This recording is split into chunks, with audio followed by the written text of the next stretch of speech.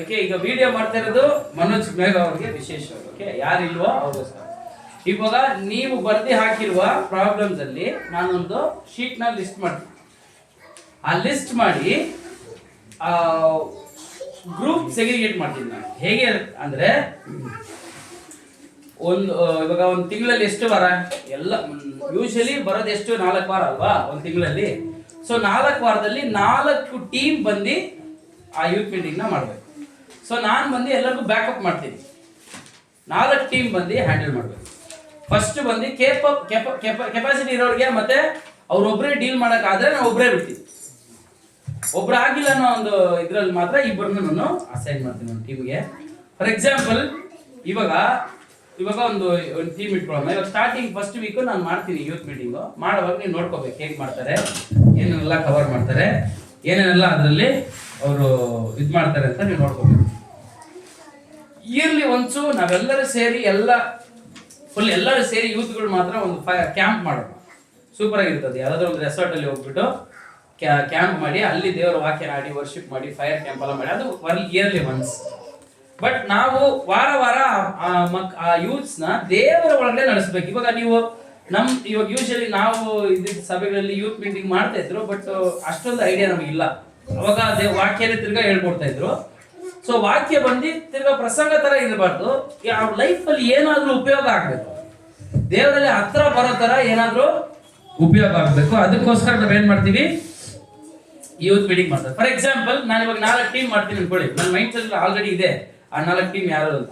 So first ಬಂದು ಸತ್ಯ sister ಒಂದು ಟೀಮ್ ಅನ್ಕೊಳ್ಳಿ. ಇವಾಗ ಅವ್ರು ಒಬ್ಬರೇ ಮಾಡೋಕ್ಕಾಗುತ್ತಾ? ಜಾನ್ ಸಿಸ್ಟರ್ ಒಂದು ಟೀಮು, ಸುಧಾ ಸಿಸ್ಟರ್ ಒಂದು ಟೀಮು, ತಮಿಳ್ ಬದ ಒಂದು ಟೀಮು. ಓಕೆ, ಮದುವೆ ಆಗಿರೋರು ಮಾತ್ರನೇ ಈ ಟೀಮಲ್ಲಿ ಇರ್ಬೇಕಂತ ಇಲ್ಲ. ಬಟ್ ಆಲ್ರೆಡಿ ಯೂತ್ ಇಂದ ಸ್ವಲ್ಪ ದಾಟಿ ಬಂದಿರೋರು, ಒಂದು 26-27 ವಯಸ್ಸು ದಾಟಿರೋರು, ಎಲ್ಲರಿಗೂ 25 ವಯಸ್ಸು ಮೇಲಾಗಿದೆಯಲ್ಲ. ಸೊ ಇವಾಗ ನೀವು ಫೇಸ್ ಮಾಡಿದ ಯೂತ್ ಪ್ರಾಬ್ಲಮ್ಸ್ ಗಳನ್ನ ನೀವು ಹೇಗೆ ಅಡ್ರೆಸ್ ಮಾಡ್ತೀರಾ? ಇವಾಗ ನಾನು ಕೇಳ್ತೀನಿ ನಿಮ್ಗೆ, ನೀವು ಒಂದಿಯಾ ஒரு யூத் மீட்டிங் எடுக்க முடியுமா சொல்லி கொடுத்தா?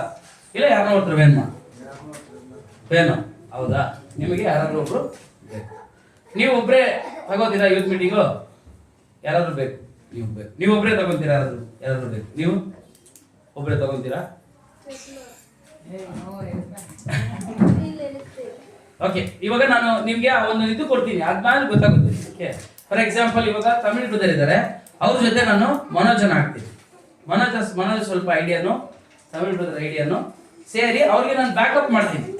ಓಕೆ, ಏನ್ ಮಾಡ್ಬೇಕು ಅಂತ ಹೆಲ್ಪ್ ಮಾಡ್ತೀನಿ. ಅವ್ರು ಒಂದು ಟೀಮ್ ಅಂತ. ಓಕೆ, ಪ್ರಾರ್ಥನೆ ಮಾಡಿ, ಈ ಟೀಮ್ಗೋಸ್ಕರ ಪ್ರಾರ್ಥನೆ ಮಾಡಿ. ನೆಕ್ಸ್ಟ್ ಸತ್ಯ ಸಿಸ್ಟರ್ ಒಂದು ಟೀಮು. ಇವಾಗ ನಿಮಗೆ ಬ್ಯಾಕಪ್ ಮಾಡೋದಕ್ಕೆ ಅಣ್ಣ. ಓಕೆ, ನಿಮಗೆ ಬ್ಯಾಕಪ್ ಮಾಡೋದಕ್ಕೆ ಅಣ್ಣ ಇರ್ತಾರೆ. ಇವಾಗ ಜಾನ್ ಸಿಸ್ಟರ್ ನಿಮಗೆ ಬ್ಯಾಕಪ್ ಮಾಡೋದಕ್ಕೆ ಮೇಘ ಇರ್ತಾರೆ. ಓಕೆ, ಮೇಘ ಹೇಗೆ ಮಾಡೋದು ಅಂತ ಹೇಳ್ಕೊಡ್ತೀವಿ. ಸ್ಟಾರ್ಟಿಂಗ್ ಅಲ್ಲಿ ನಿಮ್ಗೆ ಏನು ಗೊತ್ತಿರಲ್ಲನೆ, ಬಟ್ ಇವಾಗ ಸ್ಟಾರ್ಟಿಂಗ್ ಅಲ್ಲಿ ವರ್ಷಿಪ್ ಗೊತ್ತಿತ್ತಾ ಇಲ್ಲ ಮೆಸೇಜ್ ಗೊತ್ತಿತ್ತಾ? ಬಟ್ ಇವಾಗ ಎಷ್ಟು ಚೆನ್ನಾಗಿ ಮಾಡ್ತೀರಾ, ಹೌದ್ ತಾನೆ? ಎಲ್ಲರೂ ಚೆನ್ನಾಗಿ ಮಾಡ್ತೀರಾ, ಹೌದ್ ತಾನೆ? ಇವಾಗ ಸುಧಾ ಬಂದು ನನಗೆ ಗೊತ್ತು, ಸುಧಾ ಒಬ್ಬಳೇ ಡೀಲ್ ಮಾಡಕ್ ಆಗುತ್ತೆ, ಇನ್ನೂ ಒಬ್ಬರೇ ಡೀಲ್ ಮಾಡೋ ತರನೇ ನಾನು ಸಬ್ಜೆಕ್ಟ್ ಕೊಡ್ತೀನಿ. ಸೊ ನಿಮ್ಗೆ ಅವ್ರಿಗೆ ಏನಾದ್ರು ಬ್ಯಾಕಪ್ ಬೇಕು ಅಂದ್ರೆ ನಮ್ ಯೂತ್ ಟೀಮ್ ಮೇಲೆ ಯಾರಾದ್ರೂ ಸ್ವಲ್ಪ ಮೆಚೂರ್ ಆಗಿರೋರ್ನ ಅವ್ರಿಗೆ ಬ್ಯಾಕಪ್ ಆಗಿ ಆಗ್ತೀನಿ. ಓಕೆ, ಈಗ ನಿಮ್ಗೆ ಏನೇನ್ ಬೇಕು, ಏನ್ ಮಾಡೋದು ಸಹಾಯ ನಾನು ಮಾಡ್ತೀನಿ. ಬಟ್ ಒಂದ್ಸಲಿ ನಾನು ತೋರಿಸ್ಕೊಡ್ತೀನಿ, ಅದನ್ನ ನೋಡಿ ನೀವೇ ಮಾಡ್ಬೇಕು. ಹೇಗೆ? ಫಾರ್ ಎಕ್ಸಾಂಪಲ್ ಯೂತ್ಗಳಿಗೆ ಅನೇಕ ಪ್ರಾಬ್ಲಮ್ಸ್ ಇದೆ, ಗೊತ್ತಾಯ್ತಾ? ಆದ್ರೆ ಯಾರು ಆಚೆ ಹೇಳಲ್ಲ. ಇವಾಗ ಕುಟುಂಬದಲ್ಲಿ ಅನೇಕ ಪ್ರಾಬ್ಲಮ್ಸ್ ನಮಗೆ ಬರುತ್ತೆ ಅಂತ ಇವ್ರು ಅಣ್ಣ ಹೇಳ್ತಿದ್ರು. ಕುಟುಂಬದಲ್ಲಿ ಪ್ರಾಬ್ಲಮ್ ಬರುತ್ತೆ, ಬಟ್ ಕುಟುಂಬದಲ್ಲಿ ಪ್ರಾಬ್ಲಮ್ಸ್ ಬರುವಾಗ ನಾವು ಒಬ್ಬರೇ ಡೀಲ್ ಮಾಡಲ್ಲ, ಹೌದ್ ತಾನೆ? ಕುಟುಂಬದಲ್ಲಿ ಪ್ರಾಬ್ಲಮ್ ಬರುವಾಗ ನಾವು ಡೀಲ್ ಮಾಡ್ತೀವಿ, ನಮ್ಮ ವೈಫ್ ಡೀಲ್ ಮಾಡ್ತಾರೆ, ಇಲ್ಲಾಂದ್ರೆ ಅವ್ರ ರಿಲೇಟಿವ್ಸ್ ಬರ್ತಾರೆ, ನಮ್ಮ ರಿಲೇಟಿವ್ಸ್, ನಾವೆಲ್ಲ ಸೇರಿ ಏನ್ ಮಾಡ್ತೀವಿ, ಡೀಲ್ ಮಾಡ್ತೀವಿ. ಇವಾಗ ಟಕ್ಕಂತ ಯಾಕೋ ಮೈ ಹುಷಾರಿಲ್ಲಪ್ಪ, ಏನ್ ಮಾಡ್ತಾರೆ? ಇವಾಗ ನಮ್ಮ ಮನೇಲಿ ಯಾರೋ ಇವಾಗ ನಮ್ಮ ಅಪ್ಪ ಮೈ ಹುಷಾರಿಲ್ದಿರೋ ಏನ್ ಮಾಡಿದ್ರಿ? ಎಲ್ಲ ಸೇರಿ ಅದನ್ನ ಡೀಲ್ ಮಾಡಿದ್ರಿ. ಓಕೆ, ಹೌದಾ ಇಲ್ವಾ? ಇದು ಈಸಿ. ಆದ್ರೆ ಒಬ್ಬ ಯೌವನಸ್ಥನ ಮನಸ್ಸಲ್ಲಿರುವ ಪ್ರಾಬ್ಲಮ್ಸ್ ಗಳನ್ನ ಡೀಲ್ ಮಾಡೋದು ಕಷ್ಟ. ಯಾಕೆ ಅಂದ್ರೆ ಅವನ ಮನಸ್ಸಲ್ಲಿರೋ ಪ್ರಾಬ್ಲಮ್ಸ್ ಆಗಿರ್ಲಿ, ಅವನ ಮನಸ್ಸಲ್ಲಿರೋ ಪ್ರಶ್ನೆಗಳು ಯಾರ ಹತ್ರ ಹೇಳ್ಕೊಳಲ್ಲ. ಇವಾಗ ಅವನು ಒಂದು ಇದ್ರಲ್ಲಿ ಇದ್ದಾನೆ ಅನ್ಕೊಳ್ಳಿ, ಒಂದು ಬಾಧೆಯಲ್ಲಿದ್ದಾನೆ, ಒಂದು ಬೇಜಾರಲ್ಲಿದ್ದಾನೆ, ಒಂದು ಮನಸ್ಸು ನೋವಾಗಿದೆ, ಅವನು ಅದರಿಂದ ಆಚೆ ಕಡೆ ಬರಕ್ ಗೊತ್ತಾಗ್ತಾ ಇಲ್ಲ ಅಂದ್ರೆ ಅದನ್ನ ಹೋಗಿ ಯಾರ ಹತ್ರ ಆದ್ರೂ ಹೇಳಿದ್ರೆ ಈ ಲೋಕದಲ್ಲಿ ಅದನ್ನ ಪರಿಹಾಸ ಮಾಡೋರು ಜಾಸ್ತಿ, ಹೌದಾ ಇಲ್ವಾ? கிண்டல் பண்றவங்க ஜாஸ்தி கிண்டல் பண்ணிட்டு அவன் அடுத்து வந்து அவன் வெளியே வந்து சொல்ல முடியாத அளவுக்கு அந்த வாலிபன் என்ன பண்ண பண்ணுவான், தலைப்படுவான். அப்போ டிப்ரெஷன்ல போய் அவன் என்ன யோசிக்கிறான்னு தெரியாது. அப்போ அந்த வாலிப நாட்கள்ல வாக்கியம் என்ன எழுதுது, வாலிப நாட்கள்ல சிருஷ்டிகரை இயேசு கிறிஸ்து வாலிபனா இருக்கும் பொழுது தன்னுடைய வாலிபத்தை தேவனுக்கு என்று ಅರ್ಪಣಿತಾರೆ இல்லையா. அப்போ ಇங்க இருக்கிற ஒவ்வொரு ನಾಮಳು ವಾಲಿಬರ್ಗಳು ಆದ್ರೆ ನಾವು ಕೆಲವೊಂದು ಸ್ಟೇಜ್ ನ ದಾಟ್ಕೊಂಡ್ ಬಂದಿದ್ದೀವಿ, ಹೌದಾ ಇಲ್ವಾ? ಸೊ ನಾವ್ ಏನ್ ಮಾಡ್ಬೇಕಂದ್ರೆ ಯೌವನಸ್ಥರನ್ನ ಇದು ಮಾಡ್ಬೇಕು. ನಿಮ್ಗೆ ಎಷ್ಟು ಮಗ ವಯಸ್ಸು? 20. ಓಕೆ. ಸೊ ನೀವು ಅವ್ರು ಇವಾಗ ನೆಕ್ಸ್ಟ್ ನೀವು ನಿಮ್ಮ ಎಕ್ಸ್ಪೀರಿಯನ್ಸ್ ಎಲ್ಲ ಅವ್ರು ಟ್ರೈನ್ ಆದ್ರೆ ನೆಕ್ಸ್ಟ್ ಅವ್ರು ಟೀಚರ್ ಆಗ್ತಾರೆ. ಅವ್ರ ಆ ಯೂತ್ ಮೀಟಿಂಗ್ ಅಲ್ಲಿ ಏನಾಗ್ತಾರೆ? ಟೀಚರ್ ಆಗ್ತಾರೆ. ನೀವು ಒಂದು ಒಳ್ಳೆ ಕ್ರೈಸ್ತನ ರೆಸ್ಪಾನ್ಸಿಬಿಲಿಟಿ ಏನ್ ಗೊತ್ತಾ? ஒரு நல்ல கிறிஸ்தவனுடைய ரெஸ்பான்சிபிலிட்டி என்ன தெரியுமா? இப்போ நல்ல ஒரு ஊழியக்காரன ரெஸ்பான்சிபிலிட்டி என்ன தெரியுமா? அடுத்த ஊழியக்காரனா நான் டே 1ல இருந்து நான் ரெடி பண்ணனும். அதான் தட் இஸ் மை ரெஸ்பான்சிபிலிಟಿ. ನಾನು ಯಾಕೆ ನಿಮಗೆ ಇಷ್ಟು ರೆಸ್ಪಾನ್ಸಿಬಿಲಿಟಿ ಕೊಟ್ಟು ಪ್ರೇಯರ್ ಲೀಡ್ ಮಾಡಿ ಇದು ಮಾಡಿ ಅದು ಮಾಡಿ ಅಂತ ಹೇಳೋದ ಕಾರಣ ಏನು? ನನಗೆ ಮಾಡಕ್ ಬರಲ್ಲ ಅಂತನಾ? ಇಲ್ಲ ಅಯ್ಯೋ ನನಗೆ ಭಯ ಇದೆ, ಇಲ್ಲ ಅಯ್ಯೋ ಇದನ್ನೆಲ್ಲ ಯಾರು ಮಾಡ್ತಾರೆ ಅನ್ನೋದಕ್ಕೋಸ್ಕರ ನಾನು ಕೊಡ್ತೀನಿ? ಅಲ್ಲ ಅಲ್ಲ, ನೀವು ದೇವರಲ್ಲಿ ಬೆಳಿಬೇಕು. ನೀವು ಒಂದು 10 ಜನ ಏನ್ ಮಾಡ್ಬೇಕು? ನೀವು ಅನ್ಕೊಂತೀರಾ ಇವತ್ತು ನಾವು ಸ್ವಲ್ಪ ಜನ ಇದೀವಿ, ಹೌದು ತಾನೆ? ನಾಳೆ ಜಾಸ್ತಿ ಜನ ಬರುವಾಗ ನೀವೇ ಪ್ರೈಮರಿ ಲೀಡರ್ಸ್ ಗಳಾಗಿ ಇರ್ತೀರಾ.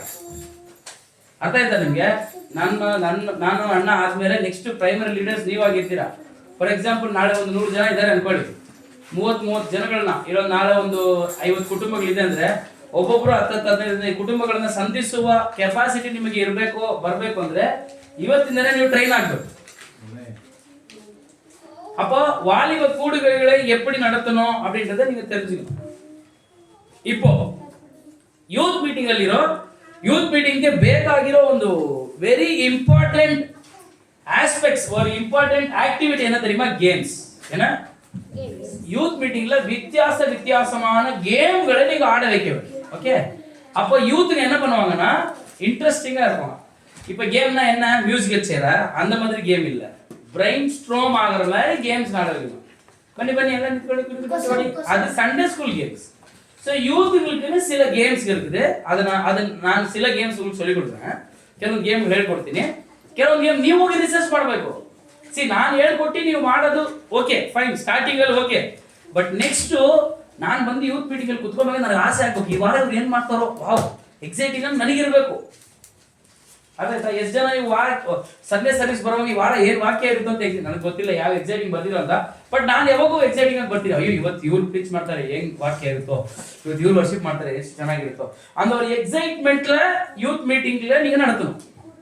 ಫಾರ್ ಎಕ್ಸಾಂಪಲ್ ನಾನು ಹೇಳ್ತೀನಿ, ಕೆಲವೊಂದು ಸುಮ್ಮನೆ ಒಂದು ಎಕ್ಸಾಂಪಲ್ ನಾನು ಹೇಳ್ತೀನಿ ನೋಡಿ. ಒಂದು 5 ಜನ ಹಿಂಗೆ ನಿಂತ್ಕೊಂಡಿರ್ತಾರೆ ಅನ್ಕೊಳ್ಳಿ, 5 ಜನ ನಿಂತ್ಕೊಂಡಿರ್ತಾರೆ. 5 ಜನದಲ್ಲಿ ಟಕ್ಕಂತ ಒಂದು ರೆಫರೆನ್ಸ್ ಹೇಳ್ಬೇಕು. ಓಕೆ. ಯೆರೆಮೀಯ 31ನೇ ಅಧ್ಯಾಯ 4ನೇ ವಾಕ್ಯ ಎತ್ತಿದ ತಕ್ಷಣ ಮುಂದ್ಗಡೆ ಬರಬೇಕು. ಟಕ್ಕಂತ ಯಾರು ಫಸ್ಟ್ ಎತ್ತಾರೋ ಅವ್ರು ಮುಂದ್ಗಡೆ ಬಂದು ಓದ್ತಾರೆ. ಓದೋರು ಪಾಯಿಂಟ್ ಸಿಗುತ್ತೆ. ಅಂದ ಮಾದ್ರಿ ಅವ್ರ ಗೇಮ್ ಇಲ್ಲ. ಫಾರ್ ಎಕ್ಸಾಂಪಲ್ ಲೈನ್ ಆಗಿ ಯೂತ್ಗಳನ್ನ ನಿಲ್ಸ್ಬಿಡ್ಬೇಕು. ಟಕ್ ಅಂತ ಒಬ್ಬೊಬ್ಬರೇ ಬರಕ್ ಹೇಳ್ಬೇಕು. ಒಬ್ರ ಹೆಸರು ಪಟ್ಟ ಅಂತ ಹೇಳಿ ಇವ್ರು ಯಾರು ಅಂತ ಕೇಳ್ಬೇಕು. ಇಲ್ಲ ಒಂದು ಬುಕ್ ನೇಮ್ ಇದೆಯಲ್ಲ, ಬುಕ್ ನೇಮ್ ಇದೆಯಲ್ಲ ಅದನ್ನ ಉಲ್ಟಾ ಹಾಕ್ಬಿಡ್ಬೇಕು. ಫಾರ್ ಎಕ್ಸಾಂಪಲ್ ಇವಾಗ ನಿತ್ಯ ತಂದೆ ಅಂತ ಇದೆ ಅನ್ಕೊಳ್ಳಿ, ದೇಂತ ಧ್ಯಾನ ನಿತ್ಯ ಅಂತ ಹಾಕಿದ್ರೆ ಅದನ್ನ ಕರೆಕ್ಟ್ ಆಗಿ ಅವ್ರು ಓದಿ ರಿವರ್ಸ್ ಮಾಡಿ ಹೇಳ್ಬೇಕು. ಇದರೆಲ್ಲ ಏನು ಇಂಟ್ರೆಸ್ಟಿಂಗ್ ಗೇಮ್ಸ್. ಇವಾಗ ಮ್ಯಾಥ್ಯೂನ ವರ್ಡ್ ಶಫಲ್ ಮಾಡಿ ಇಟ್ಕೊಂಡಿರ್ಬೇಕು. ಟಕ್ಕಂತ ಹೇಳ್ಬೇಕು 5 ಸೆಕೆಂಡ್ ಅಲ್ಲಿ, ಗೊತ್ತಿಲ್ಲ ಅಂದ್ರೆ ಹಿಂದೆ ಹೋಗ್ಬೇಕು. Next 2 team. ಇದೆಲ್ಲ ಏನಕ್ಕೆ? ಗೇಮ್ ಆಗಿರ್ಬೋದು, ಬಟ್ ಇದನ್ನ ಎಲ್ಲಿ ಬೆಳೆಸ್ತಾ ಇದೆ? ಅವ್ರನ್ನ ದೇವರಲ್ಲಿ ಬೆಳೆಸ್ತಾ ಇದೆ. ಓಲ್ಡ್ ಟೆಸ್ಟ್ಮೆಂಟ್ ನ್ಯೂ ಟೆಸ್ಟ್ಮೆಂಟ್ ನ ಬುಕ್ಗಳನ್ನ ಕೇಳಬೇಕು. ತುಂಬಾ ಜನ ನಮಗೆ ಗೊತ್ತಿಲ್ಲ. ಸೊ ನಾವು ಬೇರೆಯವ್ರಿಗೆ ಹೇಳ್ಕೊಡುವಾಗ ನಮಗೆ ಅದೇನಾಗುತ್ತೆ ಗೊತ್ತಾಗುತ್ತೆ. ಹಲ್ಲೆಲೂಯಾ. ಒಂದು ನಿಮಿಷ ರೀ, ನನಗೆ ಕೆಲಸ ಮಾಡಬೇಕು.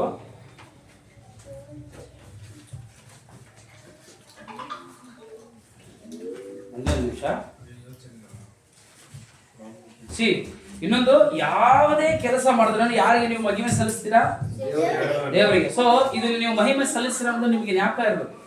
ಯಾಕಂದ್ರೆ ನಾವು ಯಾವ ಕೊಟ್ಟರಿ ಮಾಡಿದ್ರೆ ಅಂತಲ್ಲ, ಆ ಒಂದು ವಾರದಲ್ಲಿ ಆ ಯೂತ್ ಯಾವುದೋ ಒಂದು ಪ್ರಾಬ್ಲಮ್ ಇಂದ ಬಂದಿರ್ತಾನೆ, ಅವನ್ನ ಅದಲ್ಲ ದೇವರಿಗೆ ನಿನಗೋಸ್ಕರ ನೀನು ಏನ್ ಮಾಡ್ಬೇಕು? ತಲುಪಿಸ್ಬೇಕು. ಫಾರ್ ಎಕ್ಸಾಂಪಲ್ ಇವಾಗ ನಾನು 4 ಟೀಮ್ ಮಾಡ್ತೀನಿ ಅಂತ ಹೇಳಿದ್ದಲ್ವಾ, ಅದರಲ್ಲಿ ಫಾರ್ ಎಕ್ಸಾಂಪಲ್ ನಾನು ಸುಧಾಗೆ ಹೇಳ್ತೀನಿ, ಸುಧಾಗೆ ಒಂದು ಟೀಮು. ಸುಧಾ ಏನ್ ಮಾಡ್ತಿದ್ರೆ ಗೇಮ್ ಆಡಿಸುತ್ತೆ, ಬಟ್ ಸುಧಾ ವಾಕ್ಯನ ಮಾತ್ರ ಹೇಳ್ಕೊಡೋ ಒಂದು ವಾರ. ಫಾರ್ ಎಕ್ಸಾಂಪಲ್ ಯೋಬನ ಪುಸ್ತಕ, ನಾನು ಬೈಬಲ್ ಸ್ಟಡಿ ತೆಗೆಯುವಾಗ ಎಷ್ಟು ಜನ ಬಂದ್ರು ಇಲ್ಲೋ ಗೊತ್ತಿಲ್ಲ. ಇವಾಗ ಯೋಬನ ಪುಸ್ತಕದಿಂದ ಈ ಸುಧಾ ಸ್ಟಾರ್ಟ್ ಮಾಡುತ್ತೆ. ಆ ಬುಕ್ನ ನಾನು ಹೆಂಗೆ ಅವ್ರಿಗೆ ಹೇಳ್ಕೊಟ್ನೋ ಅದೇ ರೀತಿ ಸುಧಾ ಈ ವಾರ ಹೇಳ್ಕೊಟ್ರೆ ತಿರ್ಗಾ ನೆಕ್ಸ್ಟ್ ಯಾವಾಗ ಹೇಳ್ಕೊಡುತ್ತೆ ಸುಧಾ? ಆಫ್ಟರ್ 4 weeks ಆದ್ಮೇಲೆ ಅವ್ರು ಟರ್ನ್ ಬಂದಾಗ ಹೇಳ್ಕೊಡ್ತಾರೆ. ಆ ತರ ಇವಾಗ ಸದ್ಯ ಸಿಸ್ಟರ್ ಒಂದು ಟೀಮ್ ಅನ್ಕೊಳ್ಳಿ. ಅವರು ಏನಂದ್ರೆ ಫಾರ್ ಎಕ್ಸಾಂಪಲ್ ಅವ್ರಿಗೆ ಒಂದು ಟೀಮು, ಅವ್ರಿಗೆ ಎಂಕರೇಜ್ ಮಾಡಬೇಕು, ಸುವಾರ್ತೆ ಸಾರಬೇಕು ಅನ್ನೋದು ಅವ್ರ ಟೀಮ್ ಅನ್ಕೊಳ್ಳಿ. ಅದಕ್ಕೆ ತಕ್ಕಂಗೆ ಗೇಮ್ ರೆಡಿ ಮಾಡಬೇಕು. ಸುವಾರ್ತೆ ಹೇಗೆ ತಲುಪಿಸ್ಬೇಕು ಅನ್ನೋದನ್ನ ನೀವು ರೆಡಿ ಮಾಡಬೇಕು. ಅದಕ್ಕೆ ನೀವೇನ್ ಮಾಡ್ಬೇಕು? ಫಸ್ಟ್ ಅದನ್ನ ನಾವು ಹೋಗಿ ಪ್ರಾಕ್ಟೀಸ್ ಮಾಡಬೇಕು. ಅದಾಯ್ತಾ? ಇವಾಗ ಜಾನ್ ಸಿಸ್ಟರ್ ಒಂದು ಟೀಮು.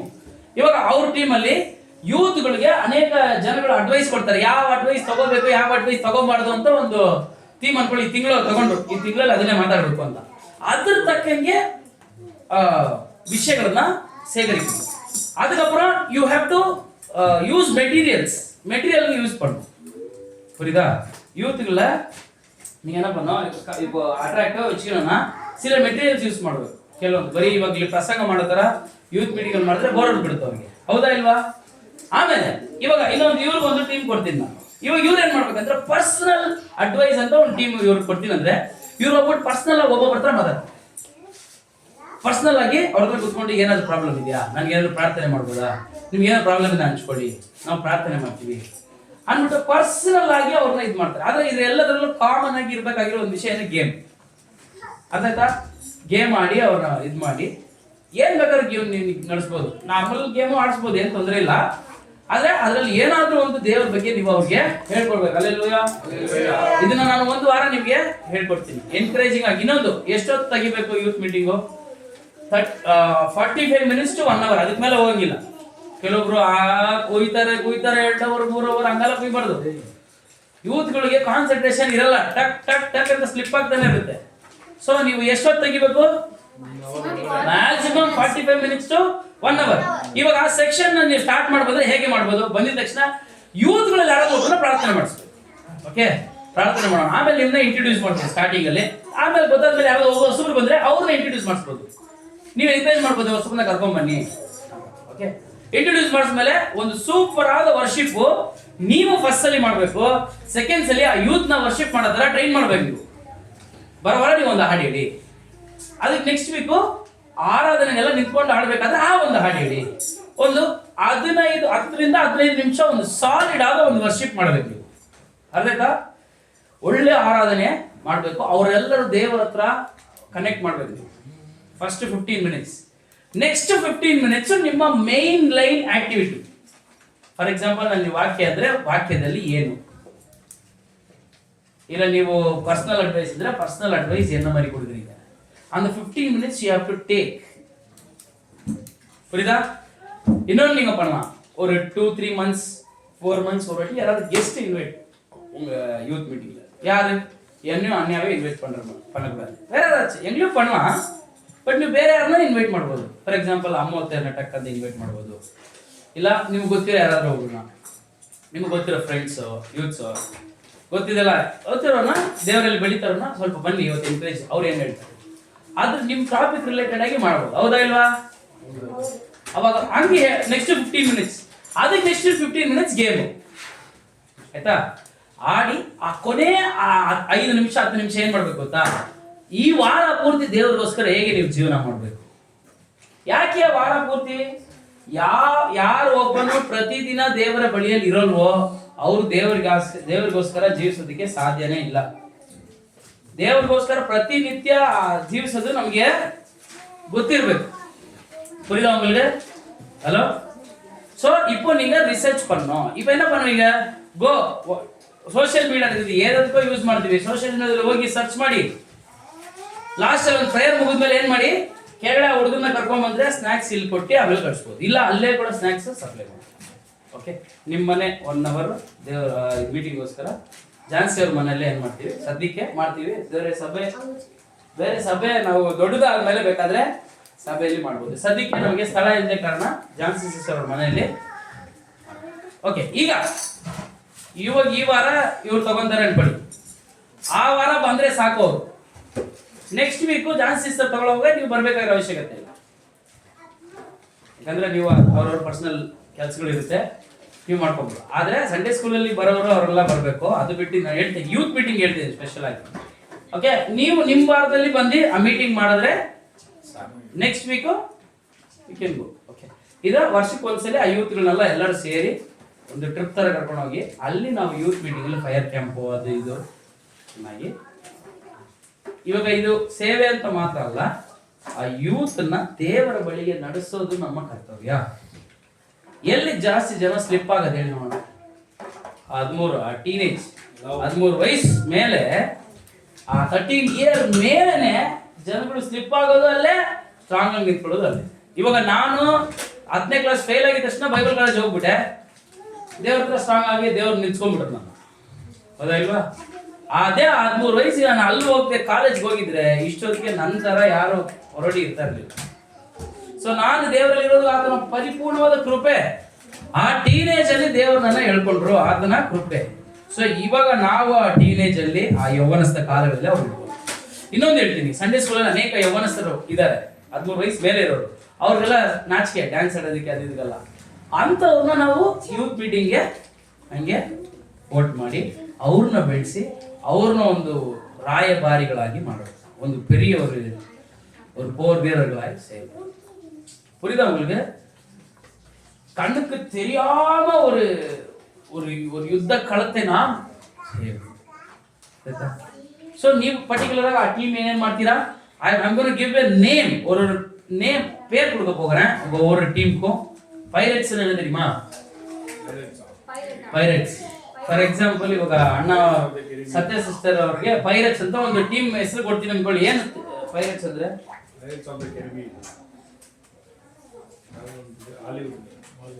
பைரட்ஸ் என்ன? கடல் கொள்ளையர்கள். கொள்ளையர்கள், உங்களுக்கு கொள்ளையர்கள் பேர் வைக்க போறேன். நீங்க அந்த யூத்தோட மனசெல்லாம் கொள்ளையடிக்கணும். அவன் போய் வெளியே இருக்கிற ஆத்துமாக்கள் என்ன பண்ணும்? கொள்ளையடித்து கிறிஸ்துவுக்காக வர வேண்டும். அல்லேலூயா.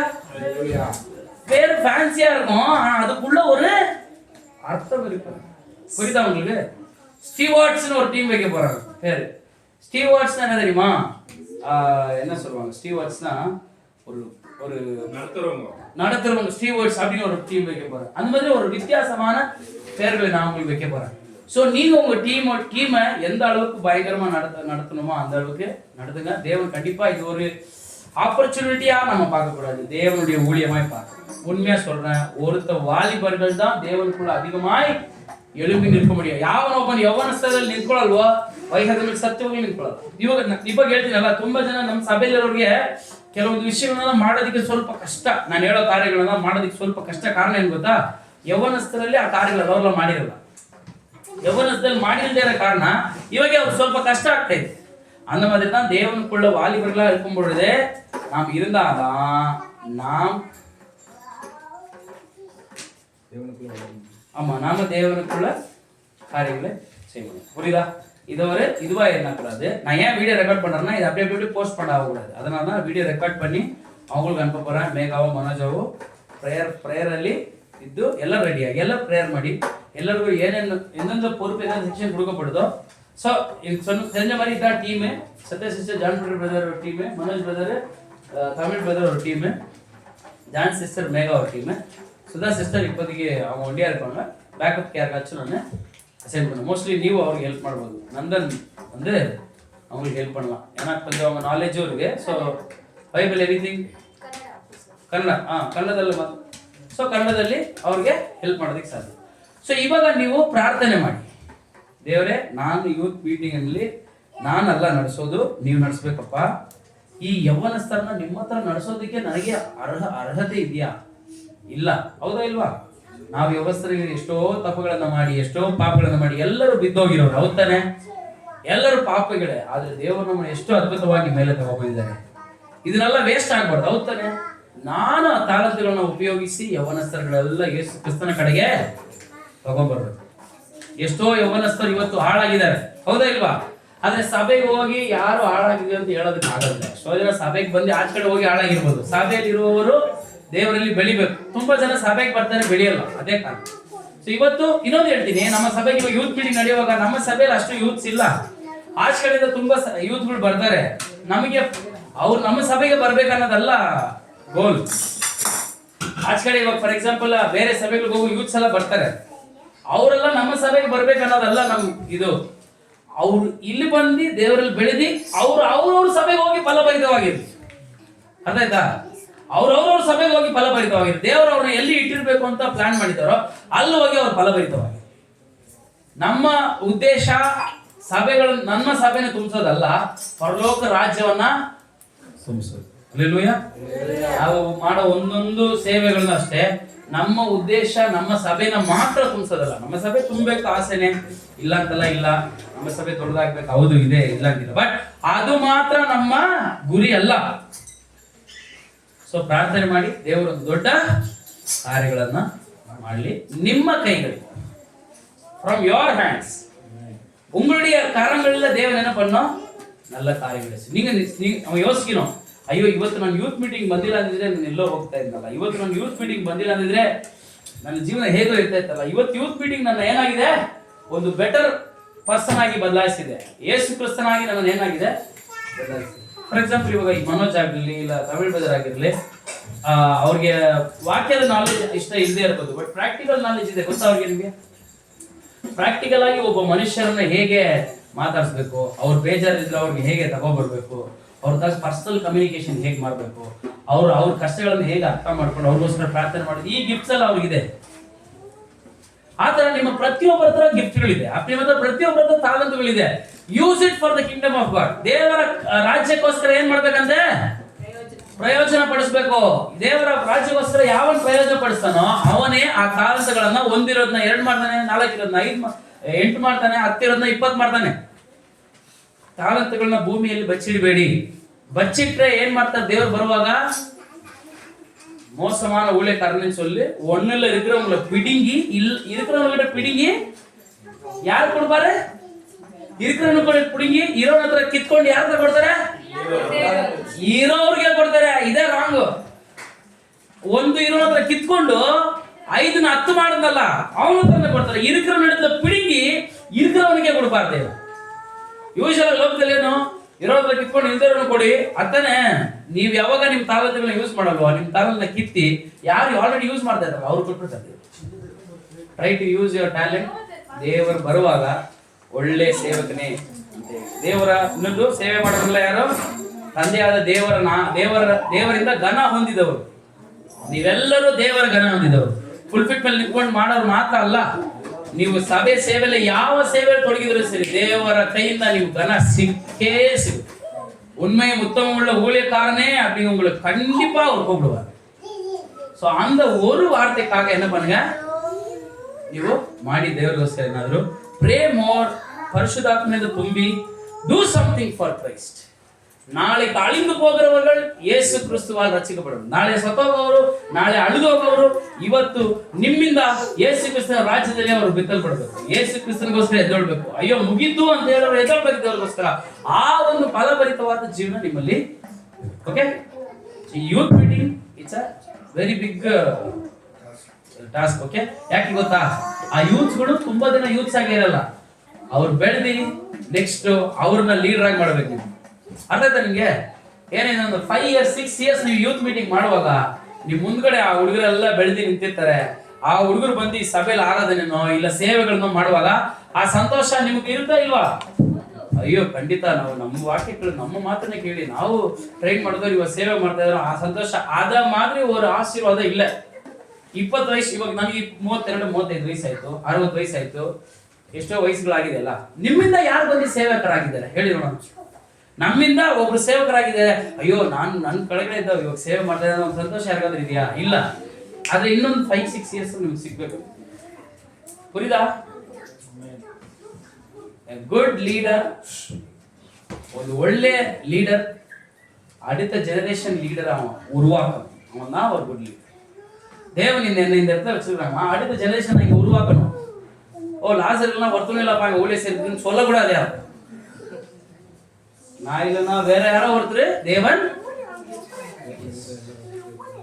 I should create leader. இப்போ நான் இல்லைன்னு வச்சுங்க, இப்போ நானும் இல்லை அண்ணாவும் இல்லை இந்த இடத்துல, ஒரு வாரம் உங்களால் வர்ஷிப் பண்ணி மெசேஜ் கொடுக்க முடியுமா முடியாதா? முடியும். இதுதான் growth. ஐயோ ராசல் பிரதர்லாம் இது யாரும் வர்ஷிப் இல்லையே, யாரும் மெசேஜ் சொல்லக்கூடாது. நான் இல்லைன்னா ஒரு தேவன் உங்களை உபயோகிப்பார். So train your self train. தேவன் உங்களை ஆசீர்வதிப்பார். ஜெபம் பண்ணலாமா? பிரார்த்தனை பண்ணுவா. பரிசுத்தநாதர் அப்பா ஜெபம் பண்ணுவாரு. விசேஷமா இந்த யூத் மீட்டிங்காக நிறைய யூத்துக்கும் வரணும், அவங்க ப்ராப்ளம்ல இருந்து வெளியே வரணும், தேவனுக்காக அவர்கள் ஒப்பு கொடுக்க வேண்டும். அதுக்காக ஜெபம் பண்ணுவோம். ஸ்தோத்திரம் ஆண்டவரே, துதிக்கிறோம் ராஜா. எங்களை அதிகமாக நேசிக்கிற நல்ல தகப்பனே, இந்த நல்ல ஆண்டவரை இரவருக்காக நன்றி தகப்பனே. ஒவ்வொரு காரியங்களும் கர்த்தர் அறிவீர். வாலிப நாட்கள் ஆண்டவரே எல்லாரும் தவறி போயிருக்காங்க ஆண்டவரே, யாரும் உத்தமர்கள் அல்ல ஆண்டவரே. வாலிபர்களை தேவன் எடுத்து பயன்படுத்துங்க. இன்னொரு ஆண்டவரே ஜெனரேஷன் உருவாக இந்த கூடியிருக்கிற ஒவ்வொரு வாலிபர்களும் பலப்படுத்துகிறாங்க. அவர்களுக்கு போதுமான ஞானத்தையும் தயவும் அறிவும் தந்திருக்கிறார்கள் ராஜா. வாலிப காலத்தில் சித்திகரை நினை என்று வசனம் சொல்லுகிறது. அப்படி இருக்க இங்க இருக்கிற ஒவ்வொரு வாலிபர்களும் ஆண்டவரே அப்பாவை அறிந்து கொண்டு மற்றவர்களை உருவாக்க கர்த்தர். இது ஒரு பிரயோஜனம் உள்ள வாழ்க்கையாக இருக்கட்டும் ஆண்டவரே. அப்படியா கர்த்தர் அனுகிரகம் செய்ததும் அந்த நம்முடைய பிள்ளைகள் ஒவ்வொருவரையும் சிறியவர்கள் கொண்டு பெரியவர்களையும் ஆசீர்வதிப்பார். இது யார் நேரத்தை கூட கருத்து படிக்கிறோம். பெரிய மகிமை ஆவம் மத்திய செலுத்துகிறோம். நாமத்தில் கேட்கிறோம். நல்ல ஆத்மாவை கர்த்தரை ஸ்தோத்திரி, முழுமை பரிசுத்தநாமத்தை ஸ்தோத்திரி. ஆத்மாவை கர்த்தரை அவர் சகல வகைகள் எப்பொழுதும் மறவாதே. ಆಮೆನ್. Praise the lord. ದೇವರು ನಿಮ್ಮ ಆಶೀರ್ವದಿಸಲಿ. ಟೀಮ್ ಯಾರು ಜ್ಞಾಪಕ ಇದೆಯಾ? ಸೊ ನಿಮ್ಮ ಟೀಮ್ ಜೊತೆ ಕನೆಕ್ಟೆಡ್ ಆಗಿರಿ, ಎಕ್ಸ್ಚೇಂಜ್ ಮಾಡಿ ಐಡಿಯಾಸ್ನ ರೆಡಿ ಆಗಿ. Okay, thank you.